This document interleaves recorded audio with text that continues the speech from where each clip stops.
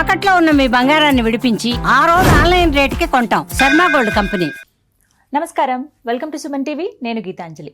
September 7 భాద్రపద పౌర్ణమి. ఈరోజే చంద్రగ్రహణం కూడా. సంపూర్ణ చంద్రగ్రహణం అని చెబుతున్నారండి. పట్టువిడుపు సమయాలు ఎలా ఉన్నాయి, మనం విశేషంగా ప్రత్యేకంగా ఎలాంటి నియమాలు పాటించాలి, ఎలాంటి జాగ్రత్తలు తీసుకోవాలి. ఎప్పుడు ప్రతిసారి గ్రహణం తర్వాత కొన్ని పరిస్థితులు మనం చూస్తూనే ఉన్నాం. మరి ఈ చంద్రగ్రహణం తర్వాత మొత్తం అంటే దేశవ్యాప్తంగా కావచ్చు, అంతర్జాతీయంగా ఎలాంటి పరిస్థితులు మనం ఎదుర్కోబోతున్నాం, అలాగే కొంతమంది రాసుల వారీగా ప్రభావాలు ఉంటాయి. ఇలా వీటన్నిటి గురించి కూడా మాట్లాడదాం. ముందుగా ఈ గ్రహణం వల్ల కలిగేటువంటివి ఏంటి, మనం తీసుకోవాల్సిన జాగ్రత్తలు తెలుసుకుందాం. వివరించేందుకు ప్రస్తుతం మనతో పాటు ఉన్నారు గురువుగారు. ప్రత్యేకంగా వీరి గురించి చెప్పాలి. సుమన్ టీవీ ప్రేక్షకులకు పరిచయం అవసరం లేదని చెప్తాను. పితృదోషాలకి సంబంధించండి గత 12 సంవత్సరాలుగా విశేషంగా పూజలు చేయించడంతో పాటుగా కొన్నేళ్లుగా చూడొచ్చు వారి రికార్డ్ అయితే 20,000 మందికి పైగా ఆయన జాతకాలు చూసి వాళ్ళల్లో మార్పు తీసుకొచ్చారని చెప్పుకోవచ్చు. చాలామంది వెయిట్ చేస్తూ ఉంటారు, ఇలా గురువుగారితో ఎప్పుడైతే జాతకం చెప్పించుకుందామా, మేము ఇలా పరిహారాలు పాటించడం వల్ల మా జీవితంలో మెరుగుపడ్డామని, ఇలా చేసామని చాలామంది చెప్తూ ఉంటారు. స్వయంగా కామెంట్స్లో చెప్తూ ఉంటారు. ఏ కార్యక్రమం ఉన్నా కూడా రీసెర్చ్ చేసి మరీ చెప్తారు. అలాగే ఈ చంద్రగ్రహణం గురించి కూడా చాలా కూలంకషంగా మనకి ఇప్పుడు వివరించబోతున్నారు. మరి ఆలస్యం చేయకుండా తెలుసుకుందాం. మనతో పాటు ఉన్నారు ప్రముఖ జ్యోతిష్యులు బ్రహ్మశ్రీ నందిభట్ల శ్రీహరి శర్మ గురువు గారు. వారితో మాట్లాడదాం. గురుగారు నమస్కారం అండి. వాగర్థావివ సంపృక్తౌ వాగర్థ ప్రతిపత్తయే జగతః పితరౌ వందే పార్వతీ పరమేశ్వరౌ. ఆదిత్యాయ చ సోమాయ మంగళాయ బుధాయ చ గురుశుక్రశనిభ్యశ్చ రాహవే కేతవే నమః. శృంగేరి జగద్గురు పీఠాధిపతులు, కంచి పీఠాధిపతులకి నమస్కారములు తెలియజేసుకుంటూ కార్యక్రమాన్ని ప్రారంభిద్దాం. గురుగారు, గ్రహణం అంటేనే ఒక భయం పట్టుకుంటుందండి, ఎందుకో తెలియనిది. మరి ఈసారి ఎలా ఉంది, ఏంటి? సంపూర్ణ చంద్రగ్రహణం అంటున్నారు, వివరాలన్నీ మాట్లాడదాం. తప్పకుండానమ్మా. అంటే మీరు అన్నట్టుగా ఒక మాటకి చెప్పాలి అంటే నిజంగా భయపట్టుకునేటువంటి పరిస్థితులు ప్రస్తుత కాలమాన పరిస్థితులకు ఉన్నాయి. ఎందుకు అనంటే పోయిన ఫాల్గుణ మాసం మార్చి 14 మరియు మార్చి 29 ఈ 2 రోజుల్లో చంద్రగ్రహణము సూర్యగ్రహణం ఏర్పడింది. మన భారతదేశానికి సంబంధం లేకపోయినా దీని తదనంతరం విపత్తులు ప్రపంచవ్యాప్తంగా ఎదుర్కోవాల్సి వస్తుంది. మన భారతదేశం ఏమీ మినహాయింపు కాదు. ఖచ్చితంగా కొన్ని విపత్తులు మనకు కూడా ఉంటాయని ఆనాడు మనం చెప్పుకోవడం జరిగింది. చాలామంది మన భారతదేశానికి కనిపించదు కాబట్టి ఇదంతా సుత్తి సోది తప్ప ఏం లేదు, దీని గురించి పట్టించుకోవాల్సిన అవసరం లేదని అనేక కామెంట్లు పెట్టడం జరిగింది. కానీ వాస్తవ విషయానికి వచ్చేసరికి పెహల్గాం దాడి కావచ్చు, లేకపోతే ఇతరత్ర అనేక ప్రమాదాలు కావచ్చు, వందల మంది వేల మందిని కోల్పోవాల్సినటువంటి పరిస్థితి, అసలు పాకిస్తాన్కి మనకి యుద్ధం వచ్చినటువంటి పరిస్థితి ఏర్పడింది. ఇవన్నీ మన భారతదేశంలో కనిపించకపోయినా ఏర్పడినటువంటి విపరీత పరిణామాలు. అటువంటిది ఈ యొక్క భాద్రపద మాసం పౌర్ణమి రోజున ఏర్పడబోయేటువంటి సంపూర్ణ చంద్రగ్రహణ ప్రభావం మన భారతదేశంలో కనిపిస్తుంది. కాబట్టి వీటికి సంబంధించినటువంటి పూర్తి వివరణలు తెలుసుకొని తగు సూచనలు సలహాలు పాటించి పరిహారాలు ఎవరైతే చేసుకుంటారో వాళ్ళకి ఈ గ్రహణ తదనంతరం వచ్చేటువంటి విపత్తుల నుంచి వాళ్ళకి తప్పకుండా ఉపశమనం లభిస్తుంది. మనం గమనించుకున్నట్లయితే ఈ రోజున మనం గమనిస్తున్నట్లయితే ఈ సాఫ్ట్వేర్ జాబుల్లో చేసేటువంటి వాళ్ళకందరికీ లైఫ్లో అనిశ్చితి ఈ గ్రహణం తర్వాతనే కదా ఏర్పడింది ప్రపంచవ్యాప్తంగా.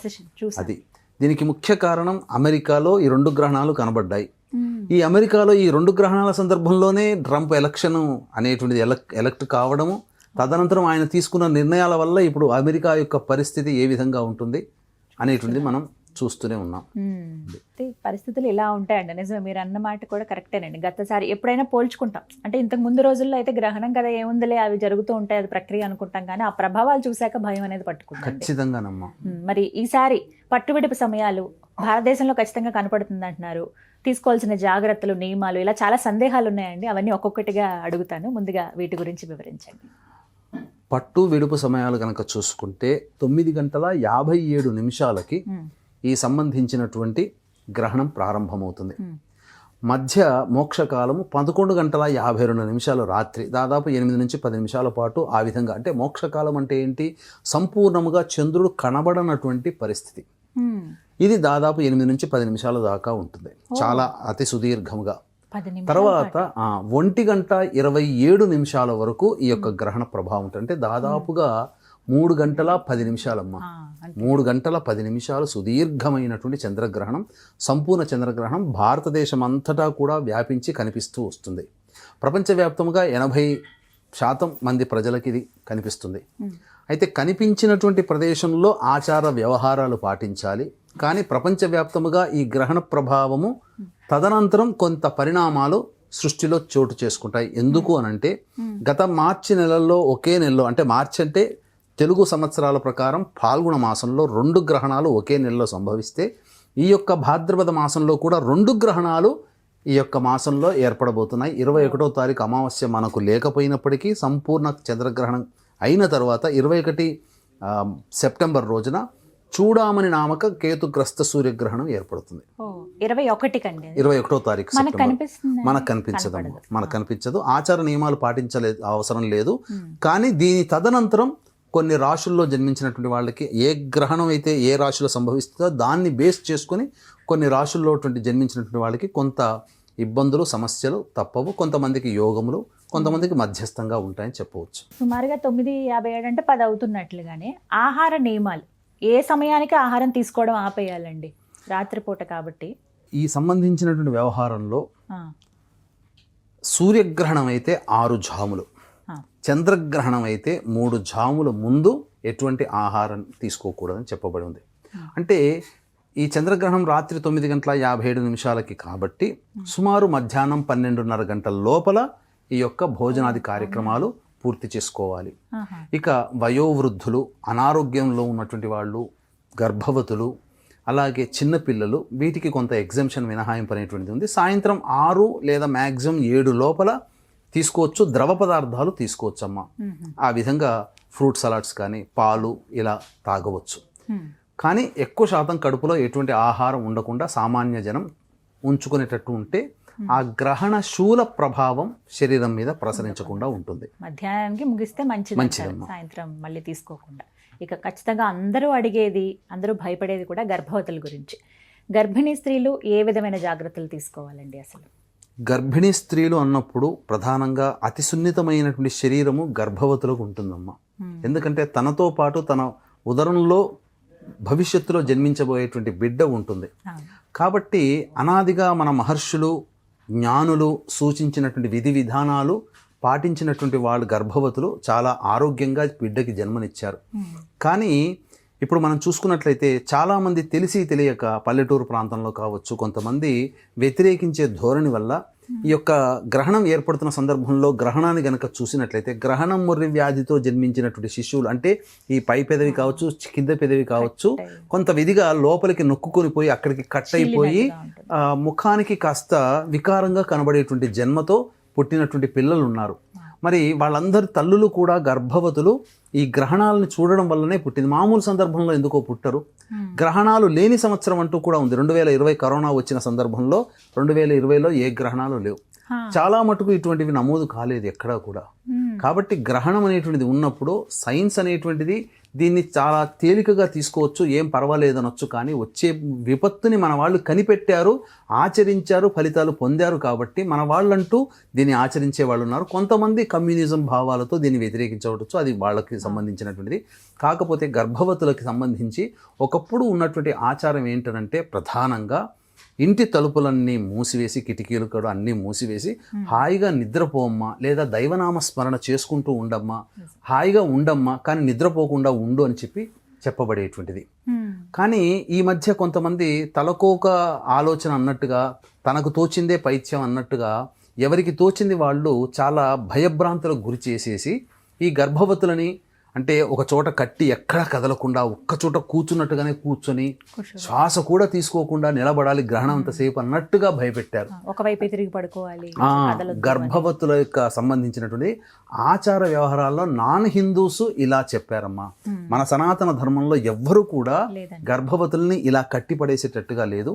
కాకపోతే ఆ సమయం అనేటువంటిది విషవాయువులు, ఎందుకనంటే ఎక్స్రేస్, గామా రేస్ అనేటువంటివి, అల్ట్రావైలెట్ రేస్ అనేటువంటివి భూమి మీదకి నేరుగా ప్రసరించేటువంటి సమయం విషవాయువులు ప్రసరిస్తాయి. కాబట్టి ఆ విషవాయువులు ఏవి కూడా ఇంట్లోకి ప్రవేశం చేయకుండా కిటికీలు, తలుపులు అన్నీ మూసివేసి ఉండేవాళ్ళు.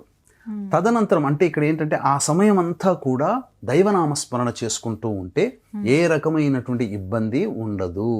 అని మనకు శాస్త్రం చెప్పడం. కాబట్టి అందరూ కూడా వీక్షించేటువంటి ప్రేక్షకుల్లో గర్భవతులు గనక ఉన్నట్లయితే మొదటి నెల నుంచి నెలలు నిండినటువంటి గర్భవతులు అందరూ కూడా ఈ నియమాన్ని పాటించండి. ఎక్కువగా భయపడకండి. ఒకే చోట కూర్చోవాలనో మీరన్నట్టుగానమ్మా ఒకవైపే తిరిగి పడుకోవాలి, ఒకవైపే శ్వాస తీసుకోవాలి, ఇవన్నీ కాదమ్మా. మనకి ఇష్టం వచ్చినట్టుగా హాయిగా ప్రశాంతంగా దైవ ధ్యానంలో ఉండవచ్చమ్మా, తప్పులేదు. కాకపోతే గాలి పీల్చకూడదు, బయటికి వెళ్ళి తిరగకూడదు, అంతే. హాయిగా రెస్ట్ తీసుకోమని చెప్పండి. మిగతా తప్పకుండా. గురుగారు, దర్భ ప్రధానంగా ఈ గ్రహణం టైంలో చూస్తాం. అయితే ఆహార పదార్థాల్లో చాలామంది ఏంటంటే అంత ఒక్కొక్క డబ్బా తీసి అందులో వేయాల్సిన అవసరం లేదండి, ఇలా ఒక షెల్ఫ్ ఉంటే అక్కడ పెట్టేయటము ఇలా చూస్తారు కొంతమంది.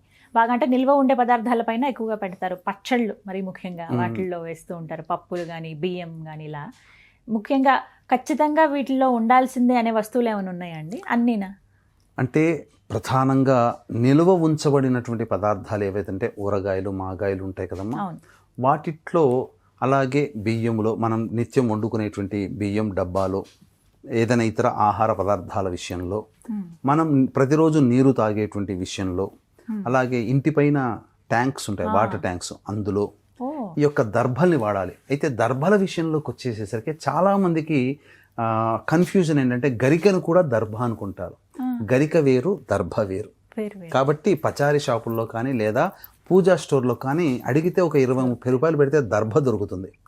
ఆ దర్భని కట్ట ఇస్తారు. ఆ దర్భని ప్రతి నిలువ ఉన్నటువంటి పదార్థాలలో, నీటిలో, అలాగే ప్రధానంగా ఈ సంబంధించినటువంటి దేవతా మందిరంలో ప్రతి పటముకి. ఎందుకనంటే మనము 20-30 సంవత్సరాలుగా ఒకే చిత్రపటాలు, ఒకే విగ్రహాల్ని మనం పూజిస్తున్నాం కదా. మన పూజ చేసే శక్తి ఆ చిత్రపటాలలో లేదా ఆ దేవతా విగ్రహాల్లో నిక్షిప్తమై ఉంటుంది. కాబట్టి ఆ విగ్రహాల దగ్గర ఒక దర్భపూజ పెట్టడం ఇది చేసుకోవాలి. మరీ ముఖ్యంగా పూర్వకాలంలో ఏం చేసేవాళ్ళంటే చక్కగా సంబంధించినటువంటి చతురస్రాకారం కానీ బియ్యపిండితో లేదా అష్టదళ పద్మం నెట్టింట్లో వేసేవాళ్ళు, హాలులో వేసి వాటి మీద కొన్ని దర్భపూజలు పెట్టేవాళ్ళు. గ్రహణ సమయం అంతా ఆ విధంగా ఉండేది. ఎందుకంటే ఇంట్లో ప్రవేశించినటువంటి విషవాయువులు ఆ దర్భ నట్టింట్లో ఉన్న దర్భ కేంద్రీకృతంగా ఉండి ఆకర్షించుకుంటుంది విషవాయువుని. ఆ విధంగా పెట్టేవాళ్ళు. ఆ పద్ధతి కూడా మనం పాటించవచ్చమ్మా. దర్భల్ని ఈ విధంగా పెట్టవచ్చు. ఎందుకనంటే దర్భకు ఉన్నటువంటి విశిష్టత, దర్భలో పెట్టబడినటువంటి పదార్థము గ్రహణ సమయంలో కలుషితం కాలేదు, బ్యాక్టీరియా దరిచేరలేదని అమెరికన్స్ కనుగొన్నారు. అంటే ఇది అమెరికన్స్ కనుగొన్నారని చెప్పి మనం అనుకుంటాం, మన శాస్త్రవేత్తలు ఎప్పుడో కనుగొన్నారు. మరి ఇది పాటించకుండా వాళ్ళు చెప్పారు కాబట్టి మనం చెప్పుకోవాల్సి వచ్చిన పరిస్థితికి మనం దిగజారిపోయాం. కానీ మన ఆచారం ఉంది, మన ఆచారాన్ని ఎందుకు పాటించాం? ఇదే మన దౌర్భాగ్యం. తెలుసుకోవాలి కనీసం ఎప్పుడైనా ఇలాంటివి. అవునమ్మా. గురుగారు, మరి రాశుల పరంగా చూసుకున్నా కూడా ప్రభావాలు ఖచ్చితంగా ఉంటాయని చెప్తూ ఉంటారు మీరు. మరి ఈసారి ఈ చంద్రగ్రహణ ప్రభావం ఏ రాశులపైన ఎలా ఉందండి? మంచా చెడా? ప్రధానంగా ఇప్పుడున్నటువంటి ప్రసార మాధ్యమాల్లో అనేక విధాలుగా పుంఖానుపుంఖాలుగా వీటి గురించి వచ్చేసేసాయి కూడా. అయితే వాస్తవానికి గ్రహణ ప్రభావము ఆ యొక్క ఏ ప్రాంతంలో అంటే విశ్వానికి సంబంధించింది కాబట్టి ప్రపంచవ్యాప్తంగా ఉండేటువంటి పరిస్థితులు కొంత తారుమారవుతాయి. అందులో ఆ దేశ జనాభాలో మనము కాబట్టి మన మీద కూడా కొంత ఎఫెక్ట్ అది మన వ్యక్తిగత జీవితం మీద ఉంటుంది. కాబట్టి దీన్ని దృష్టిలో పెట్టుకుంటే దృగ్గణితం ప్రకారము శతభిషము నక్షత్రంలో ప్రారంభమై పూర్వాభాద్ర నక్షత్రంలో ఈ యొక్క గ్రహణం అనేది పూర్తవుతుంది. ఏది పాత గణితం ప్రకారం. దృగ్గణితం ప్రకారం చూసుకుంటే కేవలం పూర్వాభాద్ర నక్షత్రంలోనే ఈ యొక్క గ్రహణం అనేటువంటిది ఉంటుంది. కాబట్టి ఇక్కడ అనుమానాలు సందేహాలకి తావు లేకుండా రెండు సిద్ధాంతాలని యాక్సెప్ట్ చేస్తే ఏ గొడవ ఉండదు. కాబట్టి శతభిషము పూర్వాభాద్ర నక్షత్రము మరియు ఈ శతభిష పూర్వాభాద్ర నక్షత్రానికి అనుజన్మ తారలు ఉన్నాయి, ఆరుద్ర, స్వాతి, పునర్వసు, విశాఖ. అలాగే ఈ శతభిష నక్షత్రం కంటే ముందు ఉన్నటువంటి నక్షత్రం ధనిష్ట నక్షత్రం, పూర్వభాద్ర నక్షత్రం తర్వాత ఉండేటువంటిది ఉత్తరాభాద్ర నక్షత్రం. వెరసి ధనిష్ట, శతభిషం, పూర్వభాద్ర, ఉత్తరాభాద్ర, స్వాతి, ఆరుద్ర, పునర్వసు, విశాఖ ఈ 8 నక్షత్రాల్లో జన్మించినటువంటి వాళ్ళు ఈ గ్రహణాన్ని చూడకూడదు. ఇక ఈ గ్రహణం అనేటువంటిది కుంభరాశిలో సంపూర్ణంగా ఏర్పడుతున్నటువంటి కారణం చేత కుంభరాశి, మీనరాశి మరియు కర్కాటక రాశికి అష్టమ రాశి కాబట్టి కర్కాటక రాశి, వృశ్చిక రాశికి అర్ధాష్టమ రాశి కాబట్టి వృశ్చిక రాశి, ఈ 4 రాశుల వారికి ప్రభావం అధికంగా ఉంటుంది.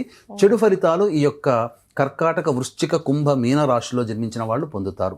అలాగే మేష, వృషభ, కన్య, ధనుస్సు రాశిలో జన్మించినటువంటి వాళ్ళకి అత్యంత శుభ ఫలితాలు కలుగుతాయి.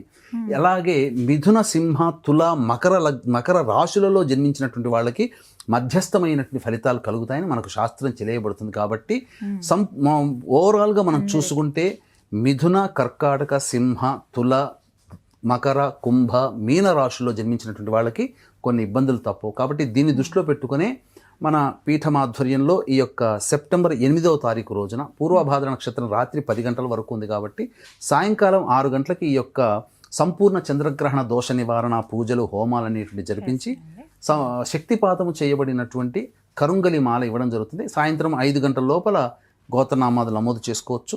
అవకాశం ఉన్నవాళ్ళు కార్యక్రమ తదనంతరం కాంటాక్ట్ చేసి 8వ తారీఖు సాయంత్రం 5 గంటల లోపల నమోదు చేసుకునే ప్రయత్నం చేయండి. కేవలం 108 మందికి మాత్రమే ఈ కార్యక్రమంలో అవకాశం అనేటువంటిది ఉంటుందని చెప్పవచ్చు.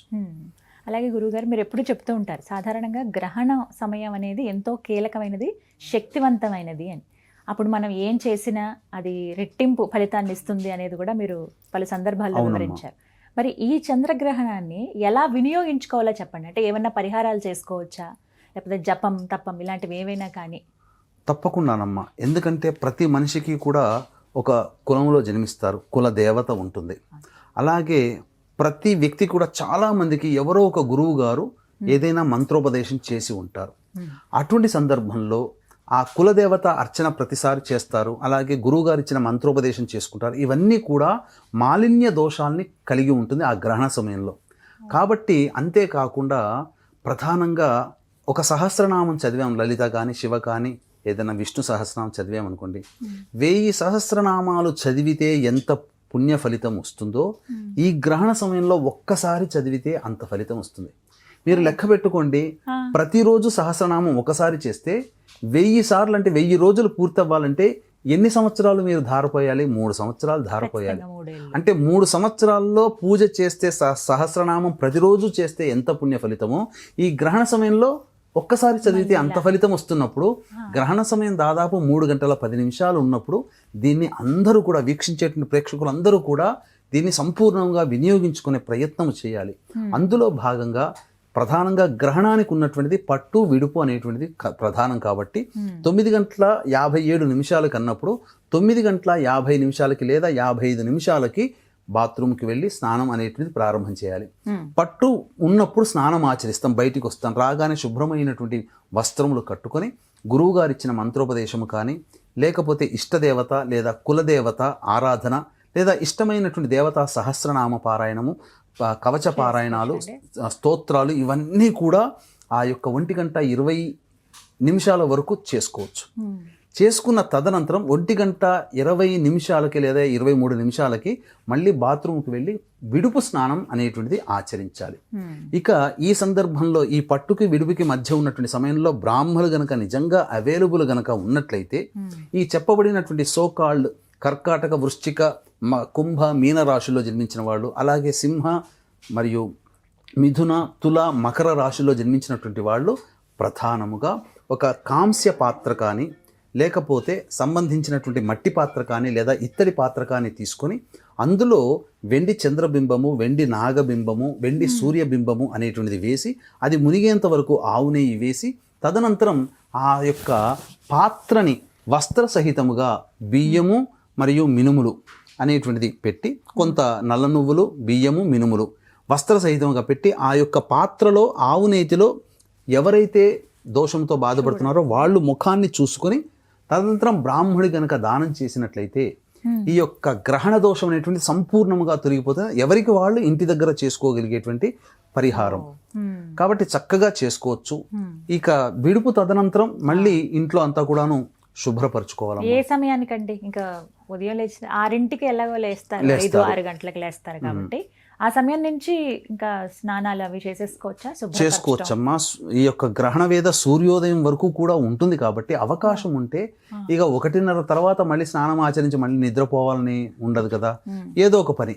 కాబట్టి దీనికి సంబంధించి పట్టు విడుపుకి ముందు, పట్టు కంటే ముందు ఒకసారి జాడి కట్టతో, చీపురు కట్టతో ఇల్లంతా శుభ్రపరచుకొని ఎటువంటిది లేకుండా ఉండి విడిచిన తదనంతరం స్నానం ఆచరిస్తాం కదా, తదనంతరం చక్కగా ఇంటినంతా కూడాను శుభ్రమైనటువంటి నీటిలో యాలకుల పొడి, పచ్చకర్పూరం పొడి, జాజికాయ, జాపత్రి, కుంకుమ పొడి, పసుపు, మాను పసుపు అని అంటారు, తర్వాత గోపంచకం, ఇవన్నీ కలిపి చక్కగా ఆ ఇంటినంతా బట్టతో మాఫ్తో గనక శుభ్రంగా తుడిచిపెడితే ఇంట్లో ఉన్నటువంటి నెగిటివ్ ఎనర్జీ పూర్తిగా వెళ్ళిపోతుంది.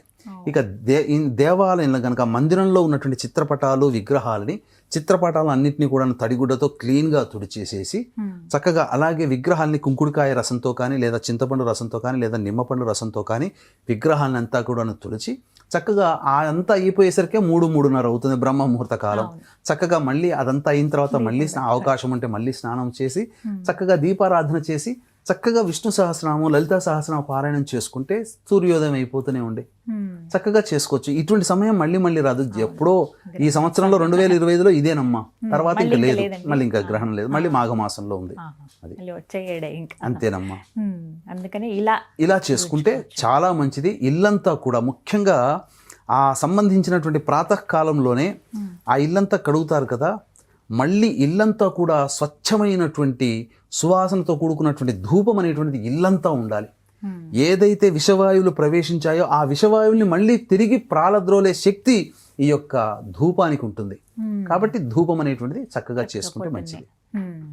ఇక గణపతి నవరాత్రులు చాలా వైభవంగా జరుగుతున్నాయి. అయితే చాలా మంది ఈసారి ఏం చెప్తున్నారంటే చంద్రగ్రహణం ఉంది కాబట్టి 9 రోజుల్లోనే మీరు నిమజ్జనానికి పంపించేయండి గణపతిని అని చెప్తున్నారండి. 11 రోజులు ఉంచొద్దా? అసలు ఎప్పుడు నిమజ్జనాలు చేయాలి? వాస్తవాలు కొన్ని మాట్లాడుకుందామమ్మా. వాస్తవాలు మాట్లాడుకునేటట్టయితే గణపతి నవరాత్రులు అనేది పదమే లేదు. ఉన్నవే 4 నవరాత్రులు: ఆషాఢ గుప్త నవరాత్రులు, శ్యామ నవరాత్రులు, వసంత నవరాత్రులు, దుర్గా నవరాత్రులు. ఇవి 4. గణపతి నవరాత్రులు ఎందుకు వచ్చిందనంటే, మనకు పూర్వం స్వాతంత్రం రాకముందు బ్రిటిష్ వాళ్ళు షూటెడ్ షాట్ ఆర్డర్ పెట్టారు. ఎక్కడ 3 మించి ఒక చోట కలిశారు అని అంటే వాళ్ళని చంపేయండి అని చెప్పి. మరి స్వాతంత్రంలో ఎలా చేయాలి, ఎలా పథకాలు రచించాలి, ఎలా ఎవరికి మనం చేసుకోవాలని చెప్పి మన స్వాతంత్ర ఉద్యమకారులందరూ కలిసి బాలగంగాధర్ తిలక్ ఏం చేశాడంటే, ఈ పూజా మందిరం పూజలోనంటే ఎవరు భక్తిగా అందరూ వస్తారు, గుమికూడతారు, ఆ నెపంతో మనం మాట్లాడుకొని ముచ్చట్లు చేసుకొని ఏదైనా మనం పని చేయవచ్చు అనే ఉద్దేశంతో గణపతి నవరాత్రులని ప్రారంభించాడు తప్ప మనకు వేదంలో కానీ శాస్త్రంలో కానీ గణపతి నవరాత్రులు అనే పదమే లేదు. ఇది సృష్టించబడినటువంటిది. కాబట్టి ముఖ్యంగా ఈ గణపతి వ్రతం అంతే. వరసిద్ధి వినాయక వ్రతం అన్నారు, వరలక్ష్మి వ్రతం అన్నారు, ఇష్టకామేశ్వరి వ్రతం అన్నారు, అలాగే వైభవలక్ష్మి వ్రతం అన్నారు, కాత్యాయని వ్రతం అన్నారు. వీటన్నిటికీ 9 రోజులు చేస్తున్నామా? ఒక్కరోజే చేస్తున్నాం. అలాగే ఇది కూడా వరసిద్ధి వినాయక వ్రతం ఇది. కాబట్టి ఒకరోజు పండుగనే చేస్తూ వస్తుంది. పైగా ఇప్పుడు మంటపాల్లో పెట్టేటువంటి 100కి 95% ఈ యొక్క ప్లాస్టర్ ఆఫ్ ప్యారిస్తో. దేవతాశక్తి ఎలా వస్తుంది ప్లాస్టర్ ఆఫ్ ప్యారిస్లో? రాదు. అలాగే ముఖ్యంగా మనం ఏ దేవతా మందిరంలో చూసుకున్నా 3 జాముల ముందు అనేటువంటిది పనికిరాదు అని శాస్త్రం. కాబట్టి చంద్రగ్రహణానికి మధ్యాహ్నం 12:30 ఏ దేవాలయమైనా కానీ క్లోజ్ చేసేస్తారు కదండి. కాబట్టి ఆ 12:30 లోపల 7వ తారీఖు రోజున పూజాది కార్యక్రమాలు జరుగుతున్నాయి కదా, నిమజ్జనం చేయడానికి ఇంకా తప్పేంటి? కాబట్టి నిరభ్యంతరంగా చేసుకోవచ్చు, తప్పేమీ లేదమ్మా. అయితే అనంత పద్మనాభ చతుర్దశి కాబట్టి ముందు రోజు అదేమీ సంబంధించినటువంటి దేవతా ప్రతిష్ట, అసలుకి విగ్రహాలకు ఎక్కడా నిమజ్జనం లేదమ్మా. మనం చేస్తున్నాం అంతే. విగ్రహాలకి, ప్రతిష్ఠించిన విగ్రహాలకి లేదు ఇది. కాబట్టి మనం పెట్టుకున్నాం కాబట్టి తీసివేయాలి. కాబట్టి ఇది ఆచారంలో భాగంగా వచ్చిందే. కానీ ముఖ్యంగా వీటికి నవరాత్రులు అనేటువంటిది 9 రోజులు అనేటువంటి చేశారు. 6వ రోజు వస్తుందండి చతుర్దశి, 6వ తారీఖు. 6వ తారీఖు వస్తుంది. 6వ తారీఖు చేసుకోవచ్చు, నిమజ్జనం చేసుకోవచ్చు, తప్పులేదు. ఖైరతాబాద్ వినాయకుడు, పెద్ద వినాయకుడు పెట్టేవాళ్ళంతా 6వ తారీఖే చేస్తున్నారు. కాబట్టి దీంట్లో ఏం తప్పులేదు, ఇబ్బంది ఏం లేదంటారు. మొత్తం మీద ఈ గ్రహణం భయపడకుండా పాటించాల్సిన నియమాలు పాటించి జాగ్రత్తలు అయితే తీసుకోవాలండి. గురుగారు, మన వాళ్ళు దేశ విదేశాల్లో చాలా ప్రదేశాల్లో ఉన్నారు. మరి వారు ఈ చంద్రగ్రహణం సమయంలో ఎటువంటి నియమాలు పాటించాలంటారు? మనం చెప్పుకోవాలి అని అంటే, గత మార్చి నెలలో ఏర్పడినటువంటి 2 గ్రహణాలు, సంపూర్ణ చంద్ర సూర్యగ్రహణాలకు సంబంధించి చూసుకుంటే అమెరికా వంటి దేశాలలో ఈ గ్రహణ ప్రభావం కనిపించింది. కాబట్టి ఆయా దేశాల వాళ్ళు పాటించారు ఆచార నియమాలు. గ్రహణం అనేటువంటిది ఎక్కడ ఏ ప్రాంతంలో కనిపిస్తుందో, ఏ దేశంలో కనిపిస్తుందో ఆ దేశానికి సంబంధించినటువంటి ప్రజలు ఆచార నియమాలు పాటించాలి. కానీ దీనికి సంబంధించినటువంటి తదనంతరం వచ్చేటువంటి పరిణామాలు ఏ రాశుల్లో జన్మిస్తారో అది ప్రపంచవ్యాప్తంగా కనిపించకపోయినా ప్రపంచవ్యాప్తంగా అందరికీ ఉపకరిస్తుంది. అందరూ దీన్ని నియమాన్ని పాటించాల్సిందే, ఆచార సాంప్రదాయాన్ని పాటించాల్సిందే లేదు. కాబట్టి వీక్షించేటువంటి ప్రేక్షకులు కూడా అమెరికా, మిడిల్ ఈస్ట్ కంట్రీస్, ఇలాంటి తదితర దేశాల్లో ఉన్న వాళ్ళు ఎవ్వరూ కూడా ఈ యొక్క గ్రహణానికి సంబంధించినటువంటి కనిపించదు కాబట్టి వాళ్ళు ఏమీ నియమాలు పాటించాల్సిన పని లేదు. కానీ రేపు 21 సెప్టెంబర్ రోజున వచ్చేటువంటి కేతుగ్రస్త సూర్యగ్రహణం ఏదైతే ఉందో అది న్యూజిలాండ్, ఆస్ట్రేలియా, అంటార్కిటికా ఖండము, ఫిజీ వంటి దేశాలలో ఈ యొక్క గ్రహణం ఏర్పడుతుంది. కాబట్టి ఆస్ట్రేలియా సంబంధించి న్యూజిలాండ్, ఫిజీ దేశాలలో, అంటార్కిటికా ఖండంలో ఉన్నటువంటి దేశాల్లో ఉన్న వాళ్ళు ఎవరైతే ఉంటారో వాళ్ళకి మాత్రం సూర్యగ్రహణ ప్రభావం ఉంటుంది. కాబట్టి వాళ్ళు ఆచార నియమాలు అప్పటి ప్రాంతాన్ని బట్టి ఆ సమయాన్ని బట్టి చేసుకోవాలి. కాబట్టి సర్వే సర్వత్రా ఈ 2 గ్రహణాలు ఒకే నెలలో భాద్రపద మాసం వస్తుంది. భాద్రపద మాసం అంటేనే లయం చేసుకునేటువంటిది. కాబట్టి భవిష్యత్తులో సంబంధించి కొన్ని విపరీత పరిణామాలు కొంత మనం చవి చూడక తప్పదు అని చెప్పవచ్చు. చాలా జాగ్రత్తలు అయితే చెప్పారు, తీసుకోవాలమ్మా. అయితే ఇంకా ఏమైనా పరిహారాలు చేసుకుంటే మంచిదంటారా? మానమాతృగా అంటే ఏదో ఒక తపన తాపత్రయం ఉంటుంది, ఒక భయం ఉంది, అలాగే బాధ్యతగా ప్రతి ఒక్కరూ ఆచరించవలసింది ఏంటండి? అంటే ఇంతకుముందు చెప్పుకున్నట్టుగా గ్రహణం అనేటువంటిది ఒకసారి సహస్రనామం చదివితే 1000 సార్లు సహస్రనామం చదివిన ఫలితం వస్తుంది. కాబట్టి మనము సాధారణంగా ఆ సమయాల్ని మనం వదులుకోకూడదమ్మా. కాబట్టి చాలామంది ఇప్పుడున్నటువంటి పరిస్థితుల్లో నరఘోష, నరదృష్టి, అలాగే ప్రయోగ బాధలకు ఎక్కువగా గురవుతున్నారు చాలామంది. ప్రతి కుటుంబంలో ఈ ప్రయోగ బాధలు, ఇటువంటి కారణాల వల్ల దాని నుంచి రక్షించుకోవాలి, మన మీద ఉన్నటువంటి ప్రయోగం తొలగిపోవాలి అని అంటే ఖచ్చితంగా గ్రహణ సమయంలో నృసింహదేవత ఉపాసన కానీ, సుదర్శుని దేవత ఉపాసన కానీ, ప్రత్యంగిర దేవత కవచ పారాయణం కానీ చేసుకోవాలి. ప్రతి వ్యక్తికి కూడాను ఆ యొక్క ప్రయోగం అనేటువంటిది తొలగిపోతుంది. ఇక తదనంతరం చాలామంది ఆ యొక్క సమయంలోనే దానాది కార్యక్రమాలు చేయాలి. కానీ దానాది కార్యక్రమాలు చేయడానికి మధ్యరాత్రికి అందరికీ ఓపిక ఉండదు. కాబట్టి తెల్లవారే, ఎందుకనంటే గ్రహణం ఏర్పడుతున్నటువంటి నక్షత్రం పూర్వభాద్ర నక్షత్రము మరుసటి రోజు అనగా 8వ తారీఖు రాత్రి 10 గంటల వరకు కూడా ఉన్నటువంటి సందర్భంలో ఆ యొక్క గ్రహణ నక్షత్రం అప్పటి వరకు ఉంటుంది. కాబట్టి 8వ తారీఖు రోజున ఉదయాన్నే లేవగానే కాలకృత్యాదులు తీర్చుకొని చక్కటి మట్టి పాత్ర కానీ, కాంస్య పాత్ర కానీ, ఇత్తడి పాత్ర కానీ, ఒక చిన్న ప్లేట్ లాంటిది బౌల్ లాగా ఉంటే సరిపోతుంది, తీసుకొని అందులో వెండి చంద్రబింబము, వెండి సూర్యబింబము మరియు ఈ వెండి సంబంధించినటువంటి సర్పబింబము ఇవి వేసి అది మునిగిపోయేంత వరకు ఆవు నెయ్యి వేసి, అలాగే శక్తి గనక ఉంటే బియ్యము కిలోంబావు, మినుములు కిలోంబావు, నల్ల నువ్వులు కొన్ని, తరువాత ఒక శ్వేత వస్త్రము, ఇవన్నీ ఒక చాటలో పెట్టి దానిపైన ఇస్తరాకు వేసి ఆ విస్తరాకు పైన ఈ చెప్పబడినటువంటి బింబాలతో ఆవు నెయ్యితో నిండిన పాత్రను పెట్టి సంకల్పం బ్రాహ్మణి ద్వారా చెప్పించుకొని తదనంతరం తన యొక్క ముఖాన్ని ఏ దోషంతో బాధపడుతుంది, దోషం ఉన్నా లేకపోయినా 12 రాశుల్లో జన్మించిన వాళ్ళు తీసుకోవచ్చు. దీని ప్రకారం సంపూర్ణ చంద్రగ్రహణ ప్రకారం అయితే మిథున, కర్కాటక, సింహ, తుల, మకర, కుంభ, మీన రాశుల్లో జన్మించిన వాళ్ళు చెప్పబడి ఉంది. నా లెక్క ప్రకారం అయితే ఒక్కొక్క రాశిలో జన్మించిన వేరే వేరే లగ్నాల్లో జన్మించి ఉంటారు. కాబట్టి 12 రాశులలో జన్మించినటువంటి వాళ్ళకి కూడా కొంత దోషం అనేటువంటిది ఆపాదించబడుతుంది. ఈ 12 రాశుల్లో జన్మించినటువంటి వాళ్ళు ప్రతి కుటుంబంలో అయితే అందరూ కూడా ఆ యొక్క ముఖములో ఆ బింబము, ఆ యొక్క ఆవు నేతిలో ముఖము చూసి బ్రాహ్మణుని దగ్గరికి వెళ్ళైనా లేదా బ్రాహ్మణుని ఇంటికి పిలిపించైనా కానీ సంకల్పము చెప్పి దక్షిణ సహితముగా దానము చేసి స్వయం పాక దానం గనక చేసినట్లయితే తప్పకుండా గ్రహణ దోషం అనేటువంటిది తొలగిపోతుంది. ఈ గ్రహణ తదనంతరం ఏమవుతున్నాయంటే చాలామంది జీవితాలలో కొన్ని ఇబ్బందులు అనేటువంటివి రావచ్చు. ఎటువంటి ఇబ్బందులు? ముఖ్యంగా ఉద్యోగంలో చేసుకునే వాళ్ళకి ఇబ్బందులు, వ్యాపారంలో నష్టాలు, దాంపత్య జీవితంలో నష్టాలు, అలాగే డబ్బులు ఇచ్చి నష్టపోవడం కానీ, అవమానాలు ఎదుర్కోవడం కానీ, లేకపోతే అనుకున్న పని తొందరగా కాలేకపోవడం కానీ, ఇవి అన్నీ కూడా గ్రహణ తదనంతరం అనేటువంటిది ఏర్పడబోతున్నాయి. కాబట్టి అన్ని రాశుల్లో జన్మించినటువంటి వాళ్ళు ఈ చెప్పిన విధానాన్ని పాటించవచ్చు. దీని యొక్క ప్రభావము దీపావళి వెళ్ళి కార్తీక మాసం అయ్యేంత వరకు కూడా దీని ప్రభావాన్ని మనం చవి చూడక తప్పదు. ఈ గ్రహణ తదనంతరం ఒకే నెలలో 2 గ్రహణాలు వస్తున్నాయి. కాబట్టి భవిష్యత్తు డిసెంబర్ మాసం లోపల ఏదైనా కానీ, ముఖ్యంగా ఈ సంబంధించినటువంటి వాయుతత్వ రాశిలో గ్రహణం ఏర్పడుతుంది, అలాగే అగ్నితత్వ రాశిలో ఏర్పడబోతుంది. కాబట్టి వాయువు, అగ్ని 2 కలిస్తే వచ్చేటువంటి నష్టము శరీరంలో ప్రధానంగా మానవ శరీరంలో జ్వరముల వంటి వాటి వ్యాధులు అనేటువంటి ప్రబలే అవకాశం ఉంటుంది. అలాగే వాయువు అంటే వైరస్సు.